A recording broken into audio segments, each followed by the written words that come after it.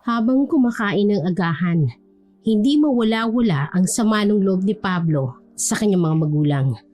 Dahil pilit siyang ipapakasal sa anak ng business partner nila para isalba ang kanilang kumpanya.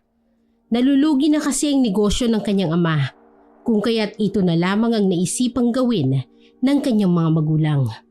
22 anyos na si Pablo, lumaking mayaman, may sariling sasakyan, nabibili ang lahat ng gusto, pero hindi ang kalayaan. Nakapagtapos siya ng college at gusto niya sana magtrabaho, pero dahil sa pera, hindi siya pinayagan ng mga magulang na maging independent. Dahil ang rason ng mga ito, buhay pa naman sila at kaya nilang buhayin siya. Sir Pablo, malilate na ho kayo sa meeting ninyo. Ayokong pumunta. Ayokong magpakasal sa isang babae na hindi ko naman gusto. Baka po magtalo na naman kayo ng mga magulang mo. Iyon, kung maaabutan nila ako dito. Anong ibig niyong sabihin? Uuwi ako ng probinsya. Doon kay Lola Zay. Doon muna ako. Ayoko na dito sa bahay. Paano ho kayo makakaalis dito? Baka po magsumbong ang mga security sa mga magulang mo, sir. I don't care. If they forcefully take me there, then Lola Zay will protect me. Ay, sige ho. Ako na hoong bahala rito sa mga security. Okay. Thank you, Yaya Piring. Don't worry. I will increase your salary. Kaagad na umakyat si Pablo sa kanilang kwarto at iniligpit ang mga gamit. Tinawag naman ni Yaya Piring ang driver ng tatay ng kaibigan ni Pablo at sinabi rito ang pakay ng binata. Sa unay umayaw ang driver, ngunit nang malaman na tataasan ni Pablo ang sahod nito, ay kaagad itong sumang-ayon. Pagkatapos magligpit, kaagad na bumaba si Pablo at nag-iwan ng sulat sa mesa para sa kanyang mga magulang. Nakasaad doon ang mga hinaing niya kaya umalis siya sa kanila. Pagkatapos ay lumabas na siya ng bahay. Sa likod siya dumaan para hindi mapansin ng mga security ang kanyang dalang mga gamit. Mahigpit pa naman ang security sa bahay nila dahil ang utos ng kanyang mga magulang ay huwag siyang palalabasin ng may mga dalang gamit. Sumama na rin si Yaya Piring para mapagtakban ng binata sa gagawing pagtakas. Tiwala naman ng mga magulang ni Pablo dahil ito lamang ang nagtagal na katulong sa kanila. Ligtas naman silang nakalabas dahil nakita naman ng mga security na kasama ni Pablo ang kanilang yaya. Ihahatid lamang siya nito sa terminal ng bus. Nang makarating siya sa probinsya, ay nakaabang na ang sundo niyang ipinadala ng kanyang lola sa terminal. Pagkarating sa bahay ng kanyang lola, ay kaagad siya nitong sinalubong. Maraming salamat sa Diyos. Ikaw ay nakarating ng ligtas dito, Apo. Hi, Lola. Come inside. Magpahinga ka. Alam kong pagod ka galing sa biyahe. Am I right? Yes, Lola. I see. By the way, ipinaluto ko ang paborito mong pagkain. Favorite food? Yes, Apo. Ang adobong kangkong. Oh, you're right, Lola. I'm sorry. I forgot my favorite food. Huwag kang mag-alala, Apo. Nauunawaan ko. Naging masaya naman si Pablo dahil kahit kailan ay hindi nagbago ang trato ng matanda sa kanya. Lola's boy si Pablo, simula pa noong bata siya. Ang lola niyang nag-alaga sa kanya dahil ang kanyang mga magulang ay abala sa bagong business nila noon, kaya mas malapit talaga siya sa matanda. Sa buong buhay niya, ang kanyang lola ang nakakaalam ng paborito niyang pagkain, inumin at kung saan sa allergic, kung saan ang gusto niyang tambayan at iba pa. Pagkatapos kumain, nagboluntaryong maghugas ng plato si Pablo pero pinigilan siya ng matanda. Dahil sa katulong na lang daw nila ito ipapagawa. Pero dahil gustong matuto ni Pablo sa mga gawaing bahay, pinilit niya ang kanyang lola na siya na lamang ang maghuhugas ng plato.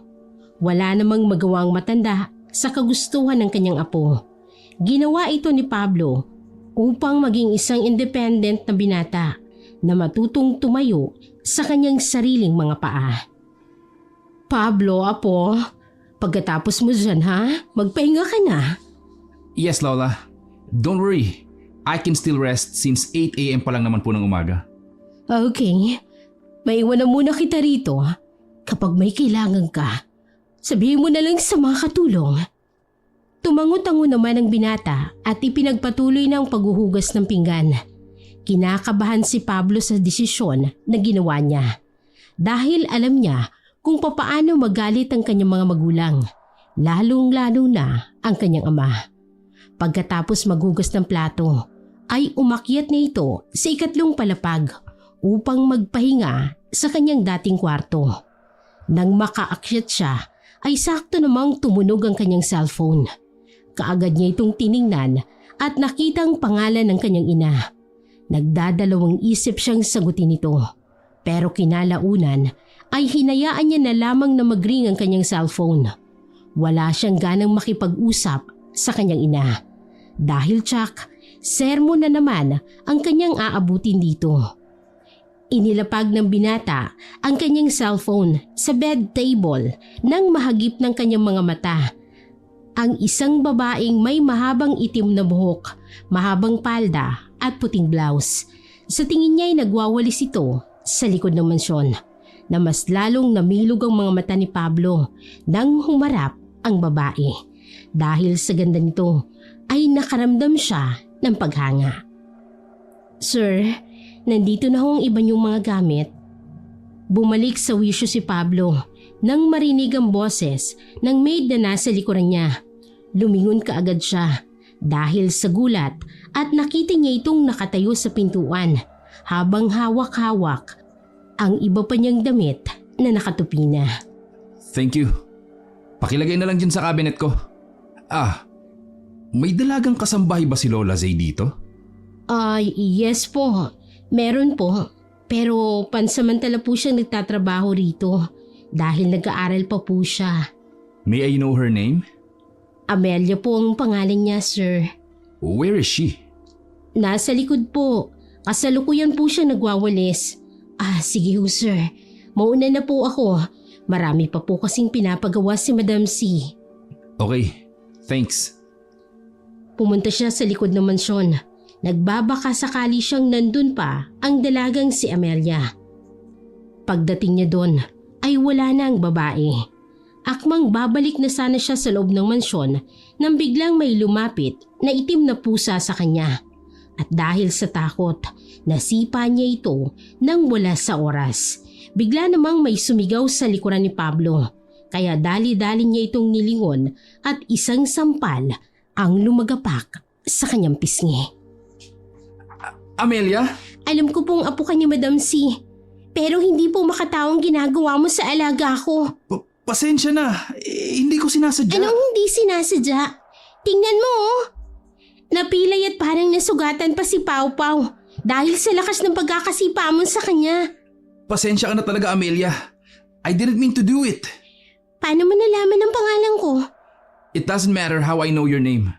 Ang importante, magamot natin si Mingming. Hindi Mingming ang pangalan niya. Inuulit ko, siya si Pau Pau. Okay. We will treat this wound. And again, I'm sorry. Pasensya ka na talaga. Hindi ko sinasadyang masipa si Pau Pau. Natakot lang kasi ako kanina sa kanya. Natakot? Hindi naman nakakatakot ang alaga ko Inutos ni Pablo sa maid na kunin ang medicine kit. Nang makuha yun, ay kaagad namang ibinigay kay Pablo. Gagamutin na sana ng binatang pusa, pero bigla siyang pinigilan ni Amelia. Wag na, mukhang maayos naman si Pau Pau. Dapat sinabi mo kanina. Kamutin mo na lang ang sarili mo. Wala naman akong sugat. Meron, nasa inlalaki ng paa mo. Mukhang kinalmot ka ni Pau Pau. Ganon ba kalakas ang pagsipa ko sa pusa? Kinagabihan, sumabay na si Pablo na maghapunan sa kanyang lola. Namiss niya rin kasing kumain kasama ang matanda. Ngayon niya lang ulit mararanasan ng kumain ng may kasama sa pagkainan. Apo, Tumawag sa akin ang mga magulang mo. Gusto nilang pabalikin na kita ng Maynila. Do you agree with that? No, don't do that, Lola. Ayokong kasama sila. At saka, masaya na ako rito sa Iloilo. Ayokong umuwi ron. Sigurado ka ba sa desisyon mong yan? Baka magsisi ka. What do you mean by that, Lola? Usap-usapan sa baryo natin na may gumagalang aswang. Marami ring balita na may mga buntis na natatagpo ang patay at wakwak ang kanilang tiyan. May mga batang nawawala sa edad na 6 na buwan pataas. Baka kasi katulad ng iba mong pinsan, uuwi ka rin. You know, Lola, aswang is just part of myths and legends in the Philippines. In short, hindi yan totoo. Apo, I know you are gaslighting yourself. Totoong mga aswang at naninirahan sila rito sa mundo kasama natin. Kaya rin nilang makipagsalamuha sa mga mortal kagaya natin. Umiling na lamang ang binata sa sinagot ng kanyang lola. Hindi na siya nakipagtalo pa rito dahil alam niyang matatalo lang siya. Maraming alam ang kanyang lola patungkol sa mga aswang, engkanto, maligno at iba pang lamang lupa dahil dating albularyo ang kanyang lolo Roger. Ngunit kahit ganun ay hindi pa rin siya naniniwala sa mga aswang unless siya mismong makasaksi at makakita nito. Apo, bukas na bukas sasama ka sa akin. Where, Lola? Sa bukid natin, kakamustahin lang natin ang mga magsasaka natin doon. At dadalhan ko na rin sila ng pagkain. Tsak na nagugutom na sila pagdating natin. Noted po. Pagkatapos kumain, ang katulong nila ang inutusan ni Lola na maghugas ng plato dahil alam niyang kailangan pa ng maraming pahinga ni Pablo. Kaagad namang umakyat ang binata sa kanyang kwarto upang maglaro ng online mobile games. Habang abala sa paglalaro, isang pagaspas na animoy galing sa malaking pakpak ang narinig ni Pablo sa labas ng kanyang kwarto. Hindi niya yun pinansin dahil ang buong akala niya ay nanggagaling lamang yon sa puno. Ngunit habang tumatagal, sunod-sunod ang alulong ng mga aso sa labas ng mansyon. Kinutuban si Pablo kung kaya't tinapos niyo muna ang laro at kaagad na sumilip sa bintana. Wala naman siyang nakita maliban sa 2 aso na tahol ng tahol habang nakatingin sa itaas ng bubungan. Lumipat naman si Pablo sa kabilang bintana kung saan makikita ang gate ng mansyon. Wala naman siyang nakita maliban sa isang anino na nanggaling sa itaas ng bubungan. Lumipad ito na animoy tinakpan ang maliwanag na buwan. Kitang-kita ng 2 mga mata ni Pablo. Ang anino ay isang pakpak na maihahalin tulad mo sa pakpak ng paniki. Pero malaki nga lang. May isa pang napansin ng binata at yun ang katawan ng lumilipad na nilalang. Kalahati lang ang kanyang nakita. Hindi mawari ni Pablo kung anong klaseng nilalang ang nasa itaas ng bubungan ng kanyang kwarto dahil anino lang ang kanyang nakikita. Kung kaya't dali-dali niyang isinarado ang kurtina ng pintana at napagdesisyonang matulog na lamang dahil baka dala lamang yun ng antok at pagod. Kinabukasan, nagising si Pablo sa ingay na nagmumula sa labas. Kaagad siyang bumangon at sumilip sa bintana. Nakita niya mga taong pumipila at ang iba'y nagpapahinga sa kanilang bakuran. Binibigyan din ng mga ito ng pagkain ng kanilang mga katulong. Kaya dahil sa pagtataka, inayos niyang sarili at saka bumaba para makiusisa. Oh, Apo, mabuti't gising ka na. Hindi na ako pumunta sa bukid dahil biglang sumakit ang likod ko. Kaya sila na lang ang pinapunta ko rito. Lola, what are you doing here? Pinagpapahinga ko lang muna sila at pinapakain. Mamaya pagkatapos nilang magtrabaho, ibibigay ko na ang kanilang sahod. Habang abalang kanyang lola sa pakikipag-usap sa mga magsasaka, nang bigla na lamang lumabas si Amelia. Bit-bit ang isang tray na may lamang juice at sandwich. Saka masaya itong ibinahagi sa mga tao. Napangiti naman si Pablo nang masilayan ang magagandang ngiti ni Amelia. Hindi niya alam na kanina pa siya napapansin ng kanyang lola. Apo, alam ko ang mga ngiting yan. You're thinking wrong again, Lola Z. Huwag ka na mag-deny, Pablo. Kilala kita mula pagkabata mo. Naalala mo pa ba si Ana? Yung first love at first crush mo? Lola, it's been a long time, you know. Hindi yun ang punto ko, Apo. Ano po? Yung mga ngiti mo, pangalawang beses ko nang nakita yan. Every time you fall in love. Hindi na nakaimik pa si Pablo dahil kilalang kilala pa rin talaga siya ng kanyang lola. Nagpaalam na lamang ang binata na pumasok ng mansyon upang kumuha ng sandwich at saka juice para makakain na rin. Habang nasa kusina at gumagawa ng sandwich, sakto namang pumasok si Amelia at napatakip ng ilong nang makitang naghihiwa ng bawang si Pablo. Kaagad namang naramdaman ng binata ang presensya ng dalaga, kaya nilingon niya ito at inalok ng sandwich. Umiling na lamang ang dalaga at dumiretso sa likod ng kusina. Sinundan siya ni Pablo habang hawak-hawak pa rin ang kutsilyo at may dinikdik na bawang sa talim nito. Sumilip siya sa kinaroroonan ni Amelia at doon niya nakitang humihingal ito na para bang hinihika. Kaya dahil sa pag-aalala, kaagad niya itong nilapitan. Amelia, are you okay? Napansin naman ni Pablo na nagulat si Amelia nang nakatingin yon sa kutsilyo na hawak niya. Kaya wala siyang nagawa kung hindi ang ilapag na lang yon at inalalaya ng dalaga. Pero ganoon na lamang ang pagkagulat ni Pablo nang itulak siya ng malakas ni Amelia. Pasensya na ho kayo. Dali-dali siyang iniwan ng dalaga at pumasok kaagad ng kusina para ipagpatuloy ang ginagawa. Nagtaka naman si Pablo sa ikinikilos ni Amelia. Pero nakuha naman kaagad yon dahil napagtanto niyang hindi pa pala siya lubusang kilala ni Amelia. Apo, ayos lang ba kayo ni Amelia dito? Yes, Lola. We are okay.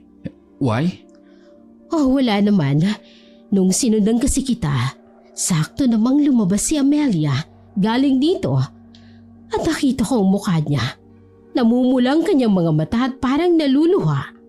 Umiiwas din siya ng tingin sa akin, pero nagawa niya pang umiti. It's kind of weird, Lola. Maybe she's allergic in garlic. Anong ibig mong sabihin? Kanina kasi, Lola, while I'm making my sandwich, saktong pumasok din siya rito. Naghihiwa na ako ng bawang that time and I saw her in my back. Nakatakip ng kanyang ilong. Yeah. Baka nga tama ka. Saglit lang, kakausapin ko lang muna siya. Sumang-ayon naman si Pablo at ipinagpatuloy ang pagkain ng sandwich. Habang kumakain, nagulat naman siya nang biglang tumunog ang kanyang cellphone. Kaagad niya yung sinagot. Maswerte dahil si Yaya Piring lang ang tumatawag. Ngunit nang marinig ang mga hinaing ng Yaya, kaagad niyang pinatay ang tawag at inilagay sa airplane mode para hindi na makatanggap ng tawag mula sa kanyang mga ito. Lumabas kaagad siya ng kusina nang may maisip na gawin. Umakyat siya ng kanyang kwarto, naligo at nagbihis bago bumaba. Sakto namang katatapos lang mag-usap ni Lola C at ni Amelia, kaya tamang-tama ang timing ni Pablo. Lola, may I have a favor? Ano yun na po? Gusto ko po kasi maglibot-libot dito sa lugar nyo at puntahan ng bukid na pagmamayari nyo. Gusto ko lang po kasi mag-unwind. I see. Kung yan ang gusto mo, siyempre ibibigay ko. Amelia, pwede mo bang samahan ng mahal kong apo? Sure po, wala pong problema. Salamat, iha. Napangiti naman ang palihimang binata nang malamang si Amelia ang sasama sa kanya. Bago sila iniwan ng kanyang lola, kinindatan siya nito, hudyat na alam na ng kanyang lola ang gustong mangyari ni Pablo. Saan mo ba gustong pumunta? Eh di sa puso mo. Wala akong gana makipagbiroan sa iyo, sir.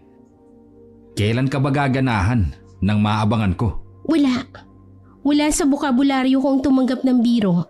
Galing sa hindi ko masyadong kilala. Ah, ganon. Sige. Ako si Pablo. Don't call me sir again or else I'll make you mad until you cry. Sir, kung gusto niyo pong mang-asal, wag po ako. Nandito lang ako para samahan kayong gumala kung saan niyo gusto. Hindi ang maging laruan mo. Natawa naman si Pablo nang malaman na may pagkamasungit na ugali pala si Amelia. Sinundan niya ang dalaga at kalaunan ay sabay na silang lumabas ng mansyon. Una nilang pinuntahan ang dating bahay ng mga kaibigan ni Pablo para yayain ang mga ito na gumala. Ngunit bigo silang kumbinsin ng mga ito dahil lahat ng yon ay may kanya-kanya ng mga pamilya. Paano ba yan? Wala akong makakasamang maligo sa ilog. Okay po, sir. Alam mo ikaw, napakasungit mo. Ako na nga ito nag-a-adjust kahit ang katulad kong pogi hindi dapat nag-ahabol. Hindi ko kayo inutusan na kausapin ako at hindi ko rin kayo inutusan na maghabol sa akin. Talaga lang ah. Ang cute mo pala sa malapitan, ano? Tara na nga, bilisan mo po para makalagpas na tayo sa mga tsismosang yan. Tiningnan naman ng binatang itinuturo ng mga mata ni Amelia. 3 mga ali ang nagkukumpulan na para bang may pinag-uusapan ng mga ito. Nang dumaan sila sa harapan ng 3 ali. Ngunit hindi sila nito tinantanan ng masamang tingin, lalo na kay Amelia. Anong problema ng mga yun? Wala. Bakit ang sama ng tingin sa'yo? May nagawa ka ba? Hindi siya pinansin ni Amelia at mas binilisan pa ng dalaga ang paglalakad. Kaya hinabol ito ni Pablo at hinawakan sa braso ang dalaga. Nagulat naman si Amelia sa ginawa ni Pablo. Oh, I'm sorry. Okay lang. Tell me, ano ba yung problema nila sa'yo? Ipinagkakalat nilang aswang ako dahil sa bata akong mukha at mahaba akong mga buhok. Batang mukha? Sakto naman yung mukha mo ah. Bakit? Nakakahiya mang aminin pero 41 anyos na ako. Hindi ko nga alam kung bakit hindi ako tumatanda. I'm sorry if I ask you a question like that. But if ako ang tatanungin mo, I don't believe to those people na nagsasawing aswang ka. Bakit? Dahil hindi ako naniniwala sa mga aswang. They're just myths and legends, you know. Hindi sila totoo. I swear, maybe you just have a baby face. Or inggit lang sila because you're pretty. Napansin naman ni Pablo nang umiti si Amelia. Kaya mas lalong nahulog ang damdamin niya rito. Oh, tara na. May malapit bang tindahan dito? Libre kita. Oo, meron. Nandun oh. Ngumiti naman si Pablo bago niya inayang umalis ang dalaga. Para sa kanya, ito na ang pinakamagandang nangyari sa kanyang buhay. Ang makausap si Amelia. Pagkatapos nilang kumain, niyaya naman ni Pablo ang dalaga na maligo sa malapit na ilog. Wala namang nagawa si Amelia kung hindi ang samahan nito dahil sa utos ng lola ni Pablo.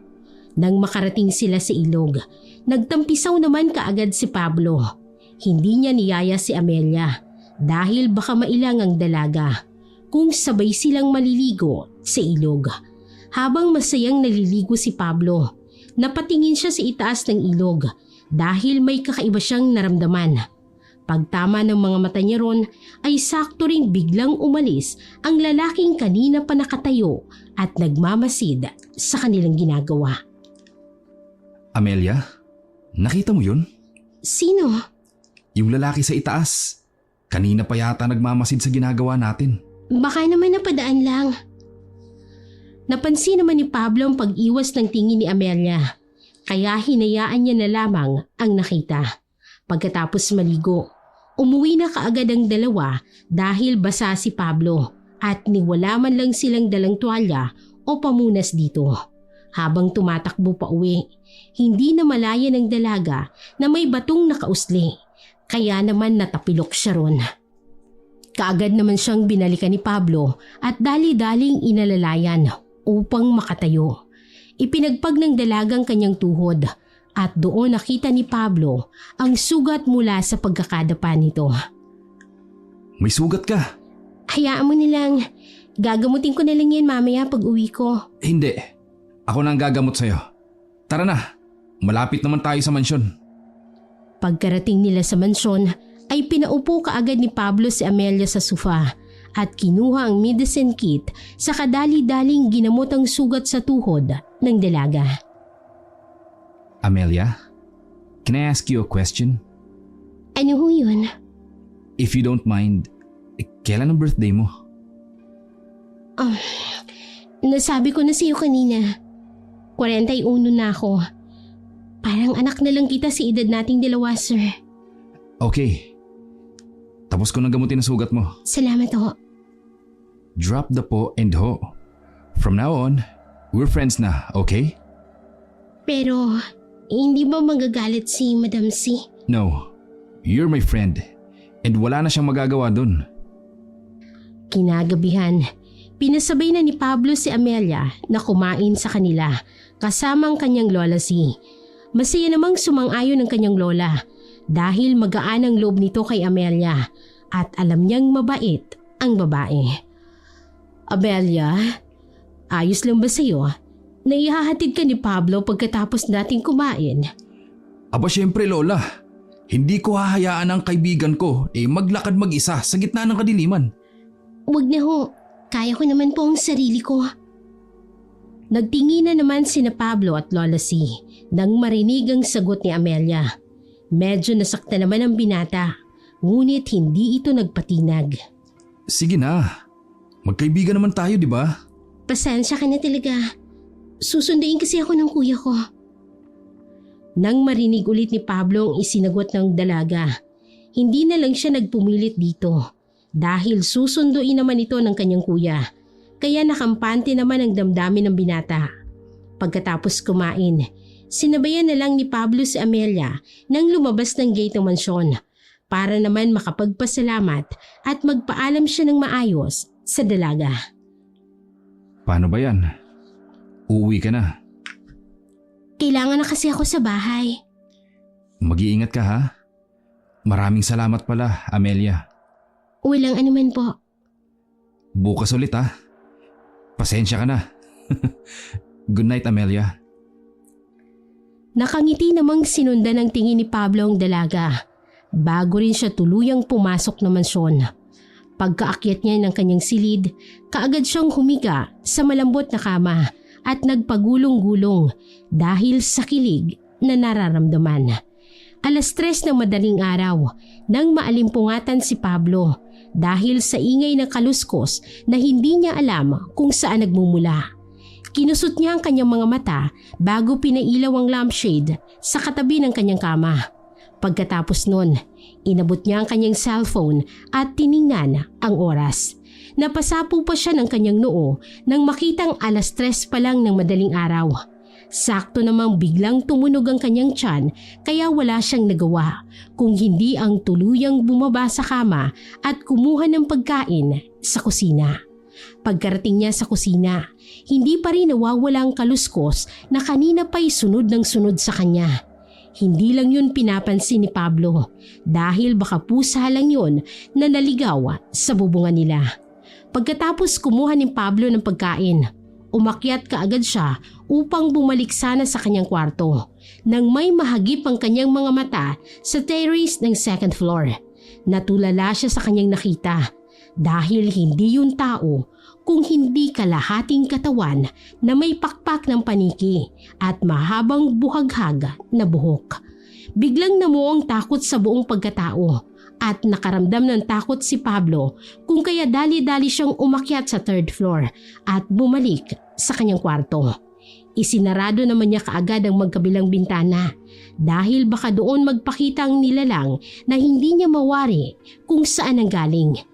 Inabot ng 6:00 ng umaga si Pablo dahil hindi siya makabalik sa pagtulog dahil tuwing naaalala niyang kanyang nakita, mas lalo siyang natatakot na pumikit. Pagsapit ng 7:00, bumaba na lamang si Pablo upang kumain ng almusal. Sakto ring dumating si Amelia na kararating lamang. Magandang umaga. Nakatulog ka ba ng maayos? Oo. Sigurado ka ba? Parang hindi eh. Namamaga yung ilalim ng mata mo. Ay, nagising ako ng madaling araw dahil naalimpungatan ako sa kaluskos na hindi ko naman alam kung saan talaga nanggaling. Then bumaba ako para kumuha ng pagkain sa kusina. And after that, I went to second floor na. There, may nakita akong halimaw. I guess sa terrace na second floor. At sa pagkakatanda ko, kalahati ang katawan niya. May mahabang buhok na gulo-gulo. At yung pakpak ay parang paniki, you know? Napansin naman ni Pablo na biglang umiwas ng tingin si Amelia. Doon na siya nagkaroon ng kutob sa ikinikilos ng dalaga. Ngunit nakonsensya naman siya kung pagtaniman siya nito ng duda. Kung kaya, inaya niya na lamang itong kumain kasama nila. May bawang at asin ba yung niluto mong itlog? Bawang? Asin oo, meron. Why? Napakunot noon naman si Pablo nang marahang itinulak ni Amelia ang platong may lamang itlog. Why? You don't like the food? Ayoko lang kasi ng may asin sa pagkain. Ha? Maasin? Why? May sakit ka ba sa kidney? Parang gano'n na nga. May allergy din ako sa bawang, sibuyas, paminta at iba pa. Oh, I see. Sige. Ipapaluto na lang kita ng walang asin. Kaagad namang inutusan ni Pablo ang isa sa mga tagaluto nila na ipagluto ng ulam si Amelia na walang halong iba-ibang panimpla. Pagkatapos lutuin, inilapag naman yun ng cook sa lamesa para makakain si Amelia. Tinolang isda na lamang ang iniluto ng matanda para sa babae. Maayos naman ang naging araw ni Pablo kasama si Amelia. Yun nga lang, nagtataka pa rin siya sa ikinikilos ng dalaga. At dahil nga hindi siya naniniwala sa mga aswang, hindi pumasok sa isipan niya na aswang si Amelia. Amelia, sa 2 araw na magkasama tayo, hindi mo ako pinasyal sa bahay niyo. Pasensya ka na ha. Ayoko lang kasi may pumapasyal sa bahay. Tsaka nakakahiya rin. Ang pangit ng bahay namin. Magulo, masikip tsaka madumi. Well, it's not a big deal for me, okay? As long as ma-meet ko ang parents mo, okay na ako. Baka hindi mo magustuhan ng ugali nila. Bakit? Masama ba ugali nila? Alam mo kasi, si tatay na lang at ang kuya kong natitirang nag-aalaga at nagpoprotekta sa akin. Iniwan kasi kami ni mama ng walang sinasabing rason. Oh, I get it. Kaya masama ugali ng papa mo kasi ikaw lang ang babae sa kanila and they protect you. Oo. Kaya sana huwag mong masamain. Oh, don't worry. Kaya ko namang harapin ang tatay at kuya mo eh. Matapang kaya ako. At saka magkaibigan pa lang naman tayo ah. Palang? May bala ka bang higitan pa yon? Secret. Dali na. Gusto ko lang naman makilala ang tatay at kuya mo eh. Dalhin mo na ako sa inyo. Sige na please. Baka kasi... Ay, sige na nga. Kaagad naman silang gumayak papunta sa bahay ni Amelia. Medyo may kalayuan ito sa mansyon at masyadong liblib ang lugar. dahil dadaanan ang loob ng kagubatan bago makarating sa bahay nila. Napansin ni Pablo na walang kapitbahay sina Amelia. Wala ring mga iba't ibang pananim sa kanilang bakuran maliban sa patatas. Wala rin silang gate at mga pader na nagpuprotekta sa bahay nila. Halika, pumasok tayo sa loob. Inakay si Pablo ng dalaga. Pagpasok niya sa loob ng bahay, isang malansang amoy ang kaagad na sumalubong sa kanya. Para bang nabubulok na karne ang amoy nun. Pasensya ka na sa amoy ha. Hindi pa kasi tapos si tatay na magkatay ng karne ng baboy. Ayos lang. Bigla namang lumabas ang isang lalaki sa isang silid. May dala-dala itong kutsilyo na may bahid ng dugo. Nakasuot ng apron na halos puno na rin ng dugo at dagdagan pa ang itsura nito na para bang ilang gabi nang hindi natutulog dahil sa itim na pumapalibot sa ibaba ng kanyang mga mata. Si Kuya Harold pala. Kuya, si Pablo. Apo ni Madam Sina, amo ko. Sige, maupo muna kayo. Nagtaka naman si Pablo dahil walang kaimu-emosyon ang kuya ni Amelia. Sunod namang lumabas ang tatay nito. May daladalang paa ng baboy na kung titingnan mo ay nangingitim na. Si Tatay Joe pala. Tatay, si Pablo, yung kinikwento kong bagong dating na apo ni Madam C. Maligayang pagdating pala. Binigyan si Pablo ng magandang ngiti ng matanda. Kaya nagtaka siya dahil base sa kwento ni Amelia sa kanya ay hindi mabait ang tatay nito. Ngunit parang kabaliktaran ang nangyari. Mabait ang pinakita ng ama ni Amelia sa kanya. Magandang umaga ho pala sa inyo. Akong kaibigan ni Amelia. Galing sa Maynila. Nako, mabuti naman at napasyal ka rito sa bahay namin. Pasensya ka na sa amoy ha. Kumakatay kasi kami ng baboy para sa customer namin. Ayos lang ho. Gusto mo bang kumain? May ulam pa kami dito. Hindi. Hindi na ho, tay. Kumain na po kami bago kami umalis at pumunta dito. Ganun ba? Inumin. Siguro naman nauuhaw kayo sa pagpunta nyo rito. Ang layo pa naman ang bahay namin. Tay. Saglit lang, ha? Kukuha ko kayo ng mainom. Napansin ni Pablo na napakagat ng labi si Amelia na para bang pinipigilan niya ang tatay nito na bigyan siya ng kahit anong pagkain at inumin. Ipinagsawalang bahala lamang yun ni Pablo dahil wala naman siyang dapat ikaduda sapagkat mabait naman ang pakikitungo ng tatay ni Amelia sa kanya. Eto, pasensya ka na sir. Wala kaming malamig. Ayos lang ho.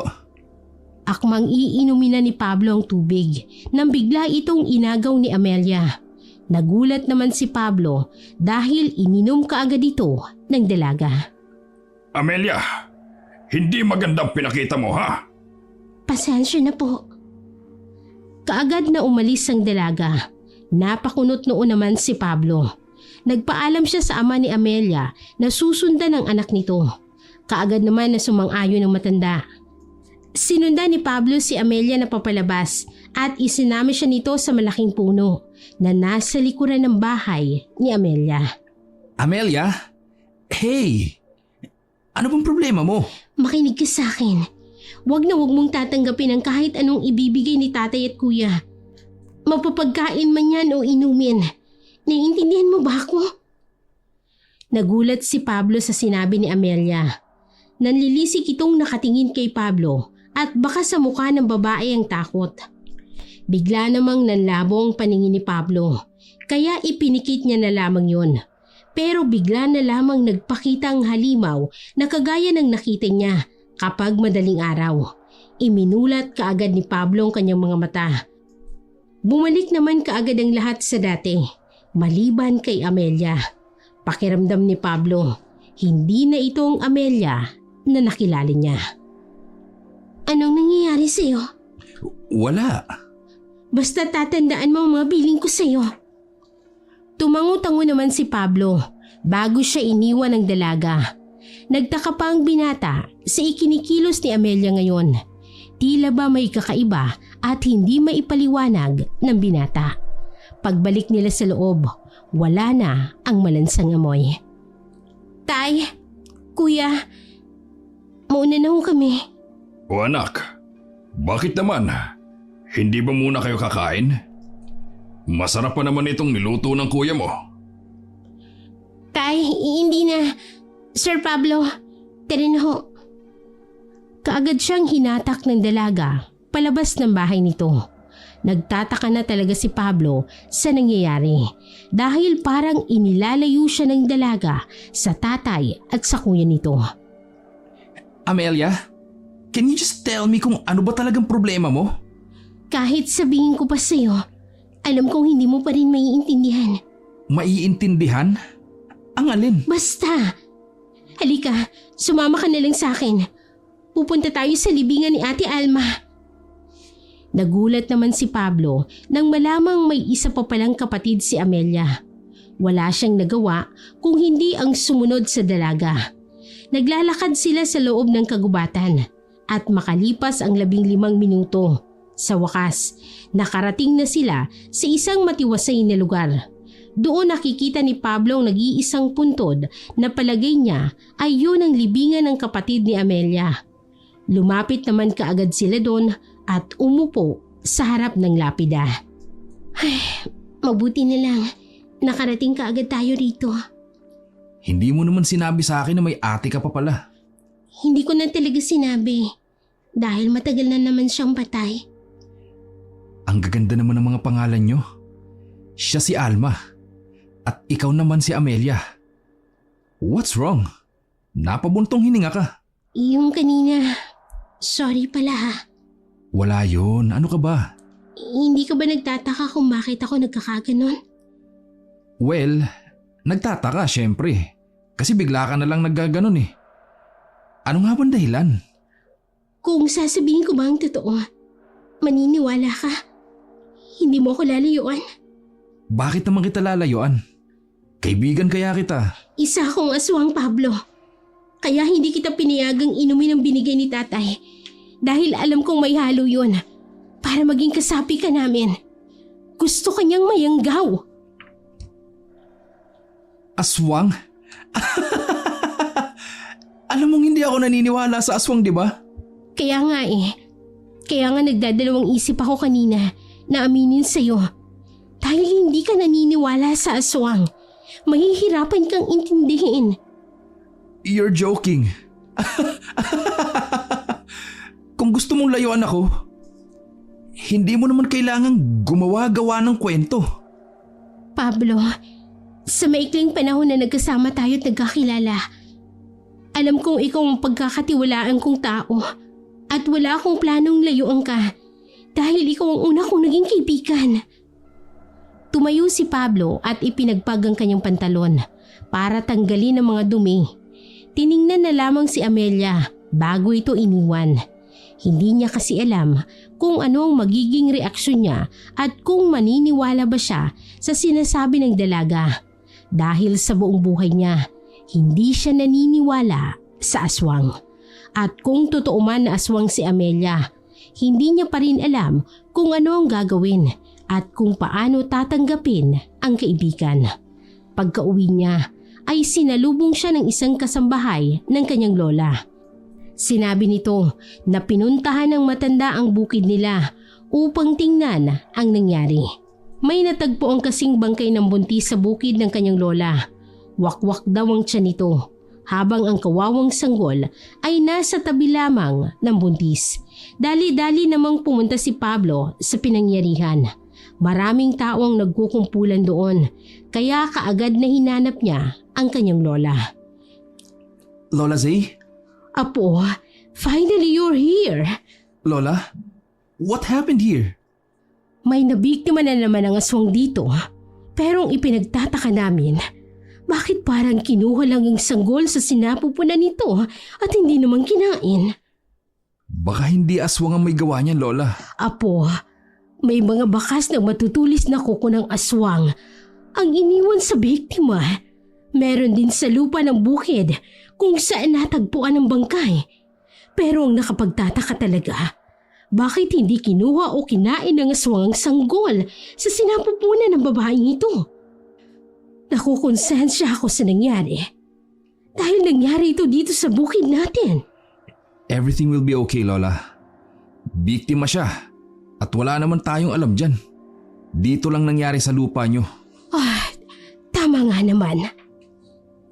Kinahapunan, unti-unting nagsialisa ng mga tao dahil dumating na rin ang kukuha sa bangkay. Tanging sina Pablo na lamang ang natitira sa bukid ng kanyang lola habang abala ang matanda. Napatingin naman si Pablo sa gawing kaliwa at doon nakita si Amelia. Malungkot itong nakatingin sa kanya pero kaagad din naman yun na umalis.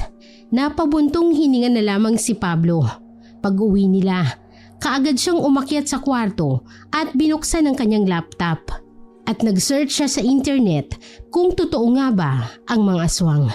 Nakakuha nga siya ng mga impormasyon tungkol sa aswang, pati na rin sa kung paano sila lalabanan. Nalaman din niya ang mga bagay na kinakatakutan ng mga halimaw na ito. Finally! I found it! Bumilis ang tibok ng puso niya nang mabasa sa internet na asin ay mabisang panlaban sa mga aswang. Kaagad na pumasok sa isip niya ang nangyaring pag-iwas ni Amelia sa itlog na niluto niya dahil may asin yun. Sumagi rin sa isipan niya ang nilalang na nakita niya sa terrace ng second floor ng mansyon. Nagpa siyang matulog ng maaga si Pablo pagkatapos niyang mag-computer. Hindi siya lumabas ng kwarto at nagpadala na lamang ng pagkain sa katulong. Dahil alam niyang nasa ibaba pa si Amelia, bigla siyang nailang sa dalaga nang aminin nito ang buo nitong pagkatao. 3:30 nang maalimpungatan na naman si Pablo dahil sa kaluskos. Nang mapagtanto niyang inaaswang na naman siya, dali-dali niyang kinuha ang cactus na tanim niya sa may bintana. Yun lang ang sandatang meron siya dahil ang asin ay nasa kusina pa. Dali-dali siyang bumaba at dahang-dahang naglakad papunta sa terrace ng second floor. Doon niya gustong abangan ang aswang at nais pa itong sundan.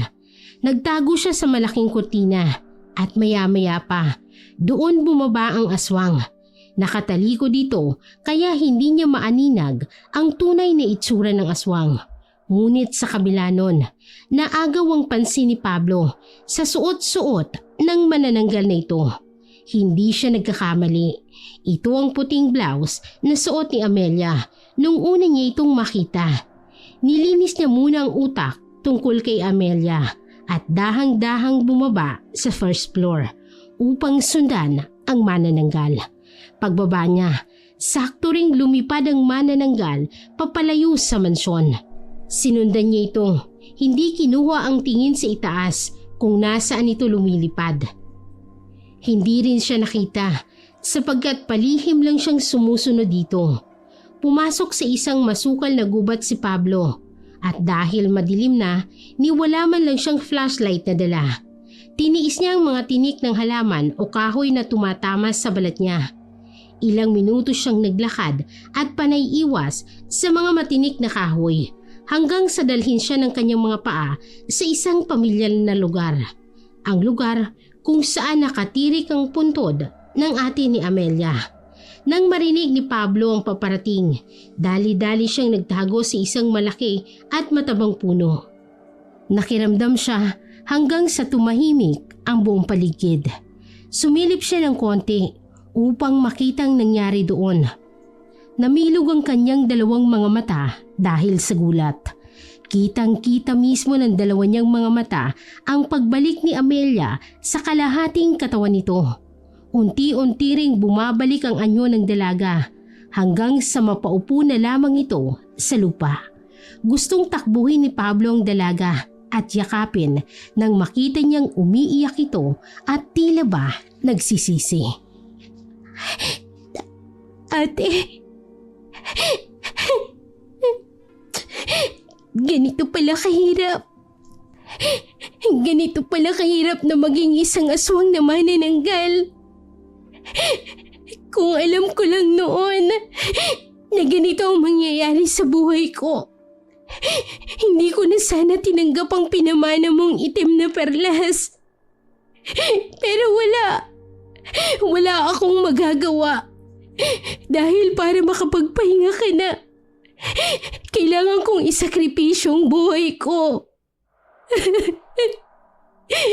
Pakiramdam ko, ate, kinamumuhian ako ng buong mundo.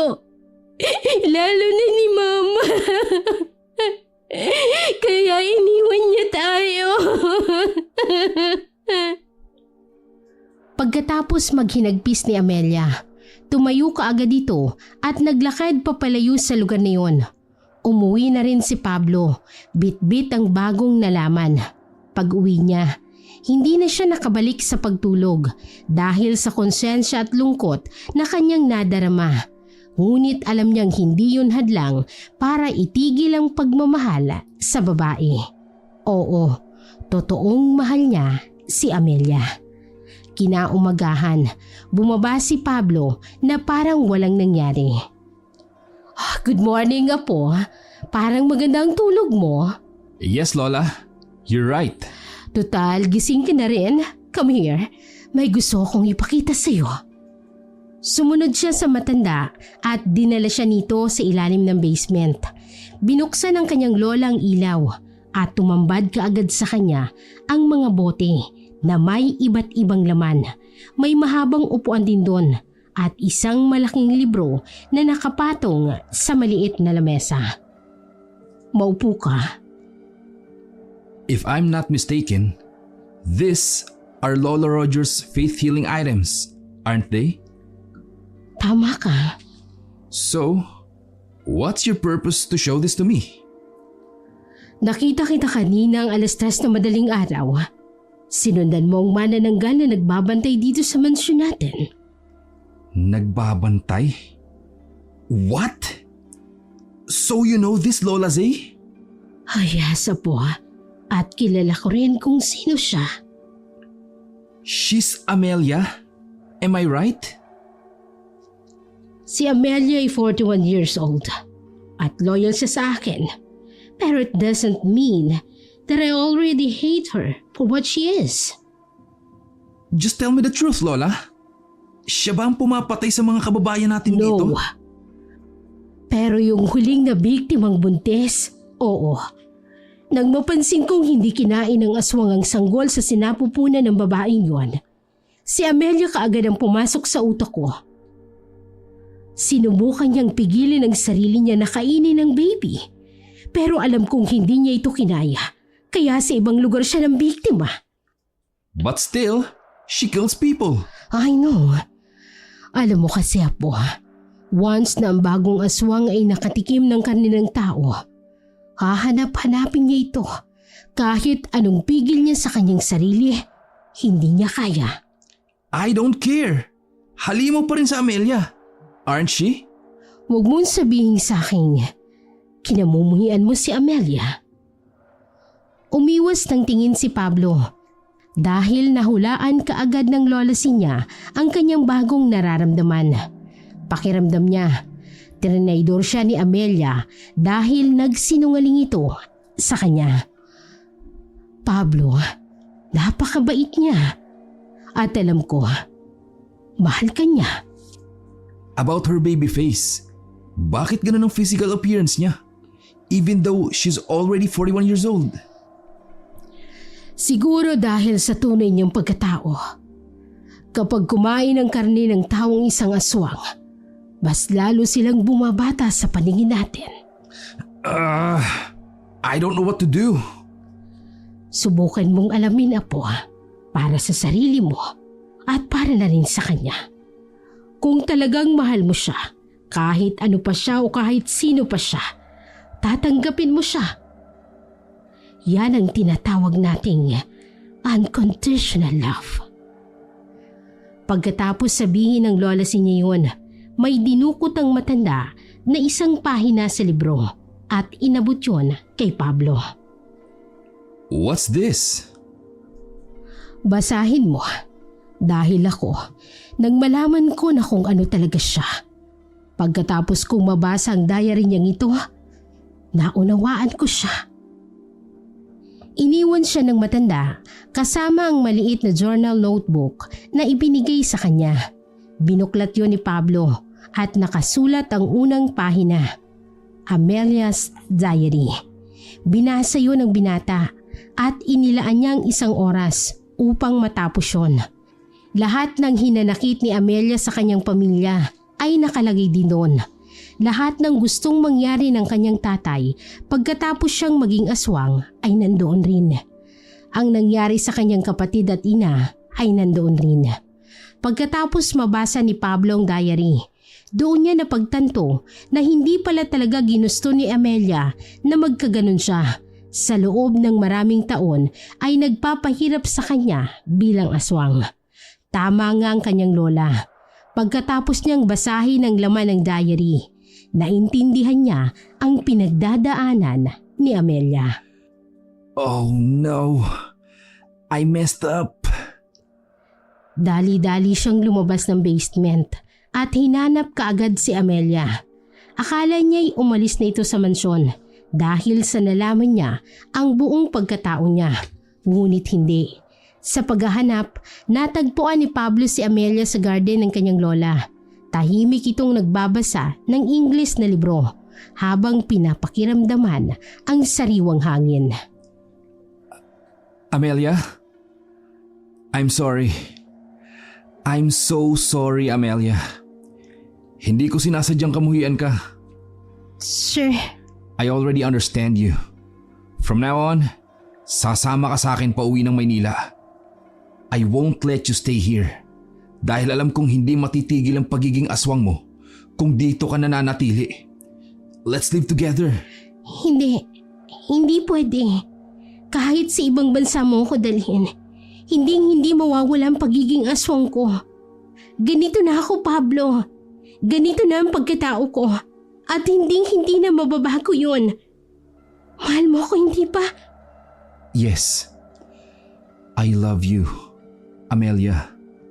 Pero dapat naiintindihan mo ko. Bukas ng gabi, pagsapit ng 6:00, dadalhin ako ni tatay at kuya sa kanilang Panginoon upang ialay. Hindi na ako makakatakas pa dahil alam kong ito na ang kapalaran ko. Ialay? What does it mean? Ang isang aswang na berhen na katulad ko ay iniaalay nila sa Panginoon ng mga aswang upang manatili ang pagiging malakas nito at maprotektahan ang angkan ng mga aswang. No. Amelia, you can't let him do that to you. Para sa kapakanan ng tatay at kuya ko, gagawin ko, Pablo. Pasensya ka na. Pero alam ko at alam mo rin na hindi tayo para sa isa't isa. Tao ka at aswang ako. Puro paghasik ng lagim ang magagawa ko sa mundong ito kung mananatili pa ako. Kaya please lang, hayaan mo na ako. Tanggalin mo na rin ang pag-ibig mo sa akin dahil hindi tayo para sa isa't isa. Di ba sinabi nila, kung mahal mo, ipaglalaban mo? I can do that, Amelia. Kaya kitang ipaglaban sa mga gustong humarang sa pag-iibigan natin. I can't live without you. Nasanay na akong kasama ka. Pablo, salamat sa pagmamahal na ibinigay mo. Salamat dahil naging mabuti ka sa akin kahit na ganito ko. Pero... Niyakap ng mahigpit ni Pablo si Amelia. Naramdaman niya rin ang pagtulo ng luha ni Amelia sa kanyang dibdib. Ramdam niya ang sakit na nararamdaman ng taong mahal niya ngayon. Please, Anna, don't leave again. Ano? Tinawag mo kong Ana? Ikaw si Anna, hindi ba? Ang babaeng una kong minahal. Ang babaeng unang tumanggap sa akin noon at ipinagtanggol ako sa lahat ng umaaway sa akin. Naalala mo ang mga buhanging ginawa natin noong mga bata pa tayo? We promised to each other na someday we can live in those pretty castle with our 3 prince and one princess. Tapos syempre, tumanggi ako. Kasi mas matanda ako sa iyo ng mga panahon yon. Ate ang tawag mo sa akin. At parang kapatid na ang turing natin sa isa't isa. Pero nagkamali ako. Naaalala mo pa pala. Oo. Pinilit kong kalimutan ka ng mga araw na iniwan mo ko. Hinintay kita sa paboritong tambayan natin habang ginagawa ang paborito nating palasyo. Pero alam mo yung pinakamasakit? Walang Pablo na dumating. Nawalan ako ng pag-asa hanggang sa tinanggap ko na lamang ang ipinamana ni ate sa akin. Ang naging dahilan para maging ganito ako. Pero nung nalaman kong uuwi ka na rito galing sa Maynila, umusbong ulit ang pagmamahal ko sa iyo hanggang sa makalimutan kong aswang pala ako. Bumalik ka na sa dati. Ibalik mo na si Ana. Please. Matagal nang patay si Ana. Hindi na siya babalik. Pinatay siya ng kanyang sariling pamilya. I'm really sorry, Amelia. I let him do this to you. Ayos lang. Nangyari na. Hindi na mababawi yun. Pero ang pagmamahal ko sa iyo, Pablo, hindi mawawala. Kahit nasa kabilang buhay na ako. Shh! Don't say that, okay? Nandito pa ako, Amelia. I won't let him touch you, alright? Stop thinking like that. My love. Hindi mo pa rin ba matanggap ang katotohanan? Huwag kang mag-alala. Magpapaalam ako ng maayos sa iyo. Kinagabihan, pinasabay ni Lola si Amelia na kumain sa kanila. Gaya ng dati, ipinagluto ni Pablo ng hindi maasin ng dalaga. Kahit sa ganitong paraan, maipakita ng binata na tanggap niya talaga kung ano man si Amelia. Kwento na ni Pablo sa akin ang gustong mangyari ng tatay mo sa iyo, Amelia. Gusto ko lang malaman mo, nandito lang kami para sa iyo. Salamat mo, Madam C. Huwag mo na akong tawaging Madam C. Just call me Lola. Since you are the future wife ng aking paboritong apo. Hindi ko ba nakwento ni Pablo sa inyo? Kagaya ng sinabi ko, alam ko na kung anong gustong mangyari ng tatay mo sa iyo at hindi ko hahayaang mangyari yon. Pero You will stay here with us. Let him come here to get you. Dahil kahit kailan, hinding-hindi ka na nila makukuha at mahahawakan. hindi maaari ang gusto niyo mangyari. Papatayin nila sila tatay at kuya kung mangyayari yun. Di ba ang sabi mo, matagal nang pinatay ng pamilya niya si Ana? Then bakit ayaw mong ipagiganti si Ana? Wake up, Amelia! Matapos sabihin ni Pablo ang mga katagang yun, napansin naman ng binata ang pagbabago ng emosyon sa mukha ni Amelia. Naging kalmado lang ito at ipinagpatuloy ang pagkain. Pagkatapos nilang kumain, inihanda ni Lola siyang lahat ng kagamitan ng kanyang yumaong asawa. Ito raw ang kanilang gagamitin para tulungan si Amelia. Sigurado ho ba kayo sa desisyon niyo? Kahit kailan, hinding-hindi ko binabawi ang desisyon ko, Amelia. Mahal kita, kaya ako ginagawa ito. Pablo, palagi mong tatandaan ang habiling ko. Naiintindihan mo? Dalhin mo si Amelia sa albularyong itinuro ko. Doon gagamutin siya nito at tatanggalin ang pagiging aswang. Huwag kang mawala ng pag-asa. Buhay ang Diyos at ipagdarasal ko rin kayo. Maraming salamat po, Lola. Pagkatapos nilang maghanda, gumayak na sila upang pumunta sa albularyong sinasabi ng kanyang lola, kundi ang kapatid ng kanyang lolo Roger. 10:00 ng gabi nang makarating sila sa tirahan ng naturang albularyo. Pagkarating ay pinaupo nito si Amelia at kaagad na kinuha ang mga gamit. Ang panggamot sa isang aswang ay isa lamang itim na itlog ng manok at isang Latin na ritual. Sinimula na ng matanda ang panggagamot kay Amelia. Inutusan si Pablo na itali ang dalaga dahil masyadong mahirap gamutin ang matagal ng aswang. Baka magwala pa ito habang ginagamot nila. Don't worry, Amelia. Magiging maayos rin ang lahat. Maligtas ka lang. Mahusay na albularyo ang lolo ko. Maraming salamat, Pablo. Huwag ka mag-alala. Lalaban ako para sa iyo. Ngumiti ang dalaga, kaya niyakap ito ni Pablo. Maya-maya pa, isinarado na ng matanda ang pintuan ng bahay niya. Sinimulan niya na ang pagsasalita ng ritual ng nasa Latin. Habang nag-uusal ang albularyo, unti-unti namang nagpupumiglas si Amelia. Nakaramdam na kasi ito ng sakit na para bang may kumakawala sa loob ng kanyang katawan. Pagkatapos ng ritual ng albularyo, may kinuha itong malaking bote na may malagkit na laman at ipinahid yon kay Amelia. Sumigaw naman ang dalaga dahil sa sakit. Napansin naman ni Pablo na may butas sa bandang kilikili si Amelia.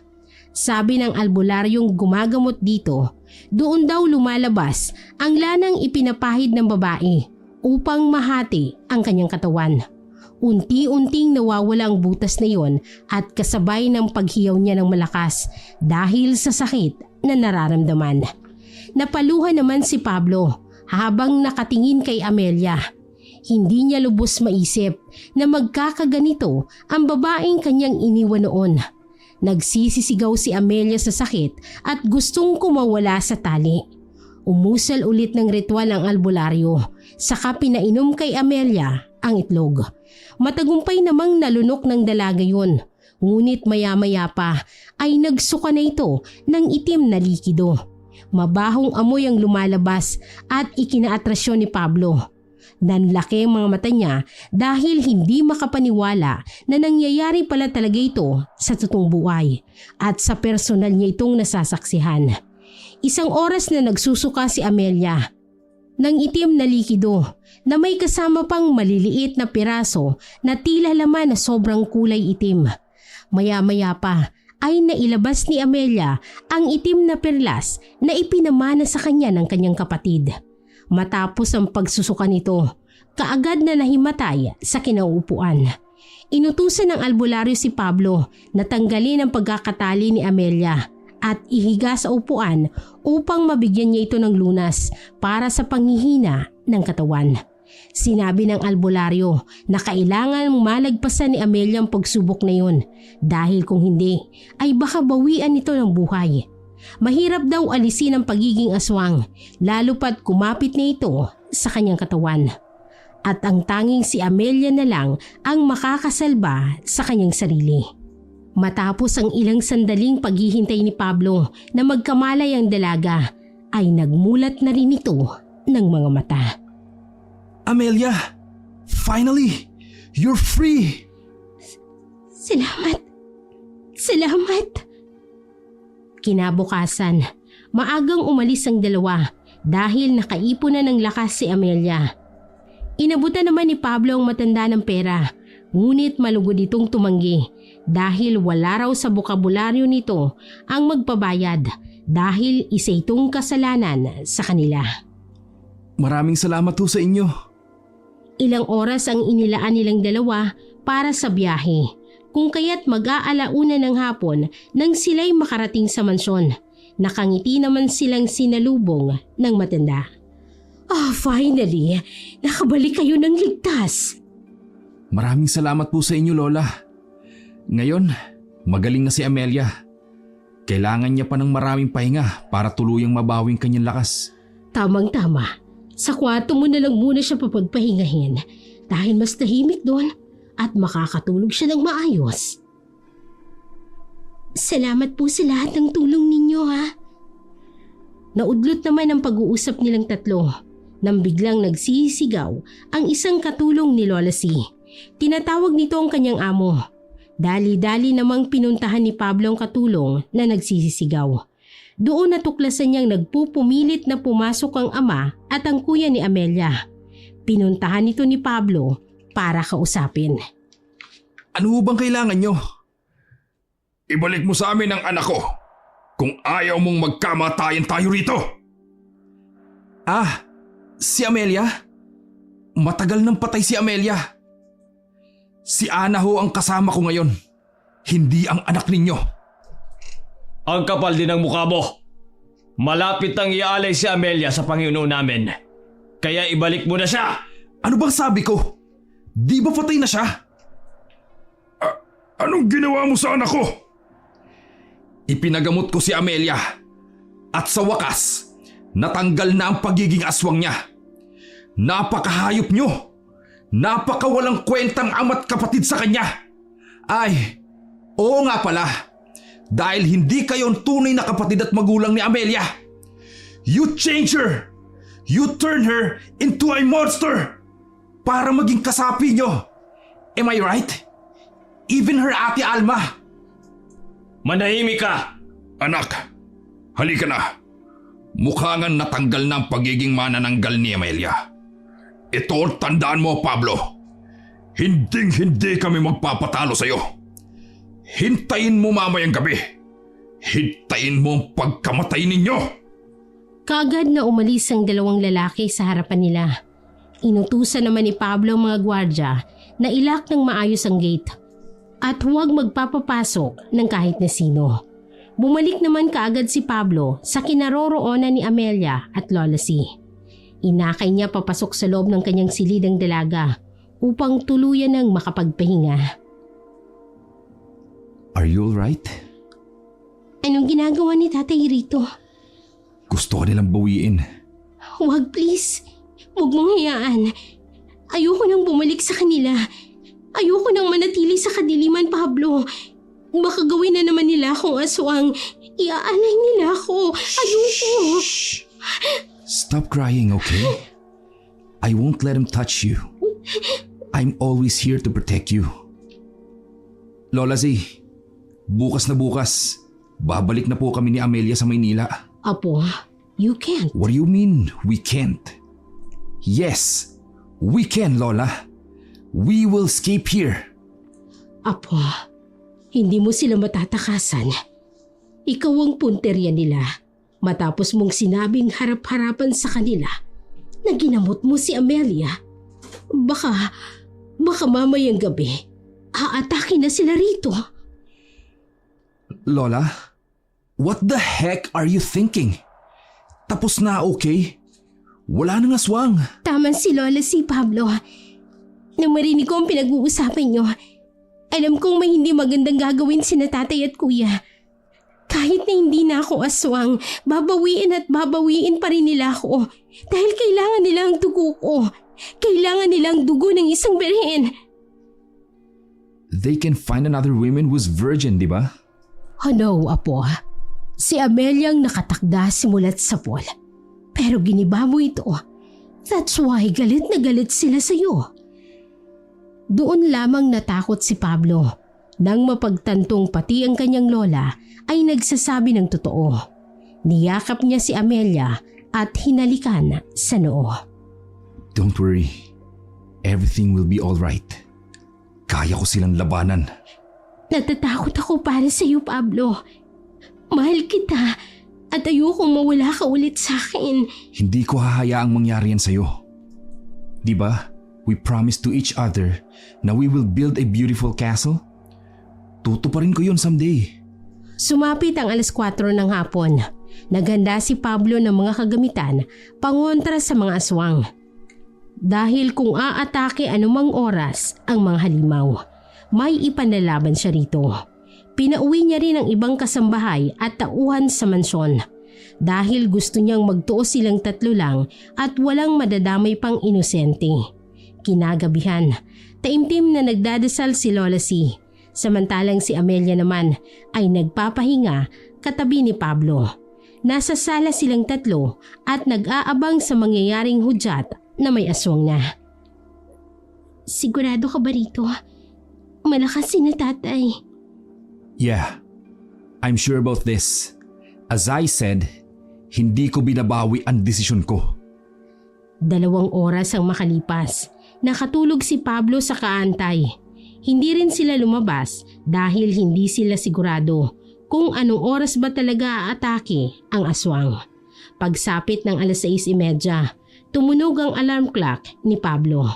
Naalimpungatan naman siya pati si Amelia. Pinatay nila ito at nakiramdam sa paligid. Kanina pagsilip ko sa bintana, may 2 lalaki akong nakita. Baka sila na yon. Gawain ng mga aswang ang magmasid. Sigurado akong sila na talaga yon. Maghintay na lang tayo. Napasigaw sa gulat si Lola C. Nang biglang may kumalabog sa pintuan ng mansyon. Nagtingin na naman silang tatlo at kaagad na inutusan ni Pablo si Amelia na iakyat si Lola C sa itaas at dun sila manatili muna. Please, mag-iingat ka. Ako lang ang kailangan nilang harapin. Mag-iingat ako. Huwag ka mag-alala. Matapang na binuksan ni Pablo ang pintuan ng mansyon at lumabas, dala-dala ang mga gamit ng kanyang lolo Roger noon. Katulad na lamang ng buntot pagi, banal na tubig, asin, tubig na may bawang, Bible verse at cactus. Magpakita kayo sa akin! You wanna kill me, am I right?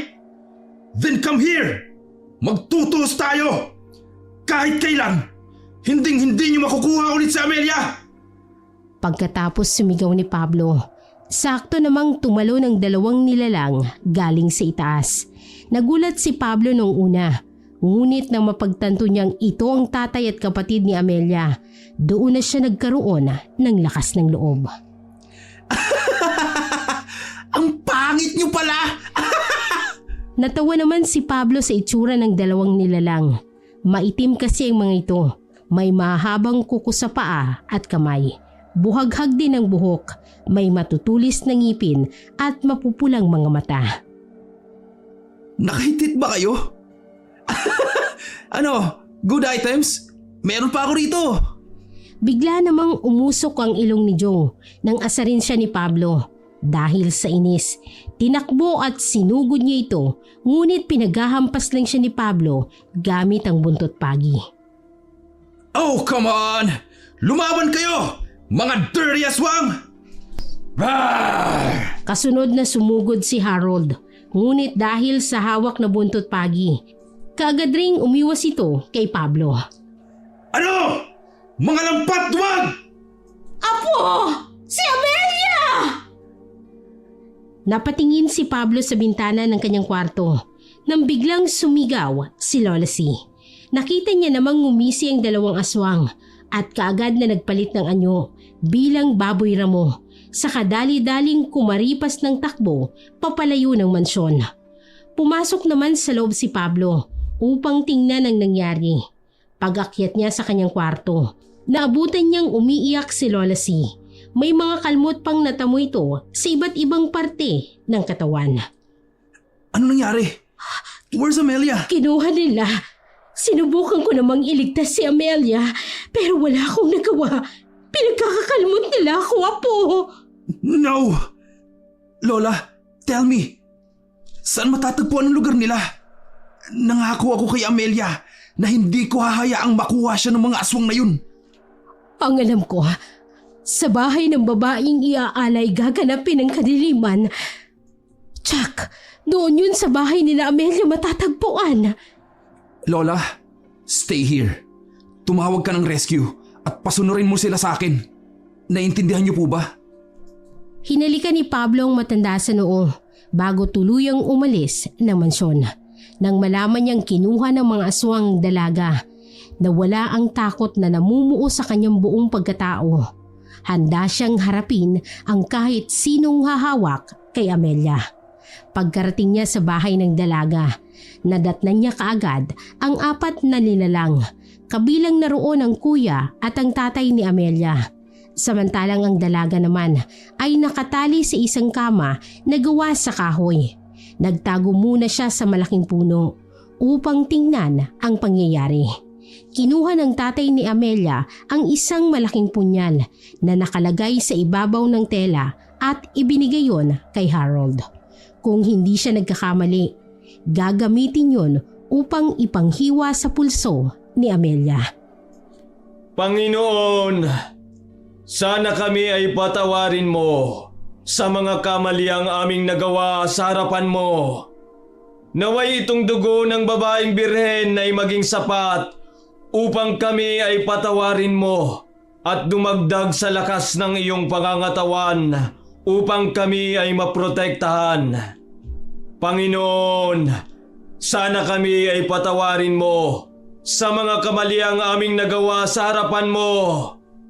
Naway itong dugo ng babaeng birhen ay maging sapat upang kami ay patawarin mo at dumagdag sa lakas ng iyong pangangatawan upang kami ay maprotektahan.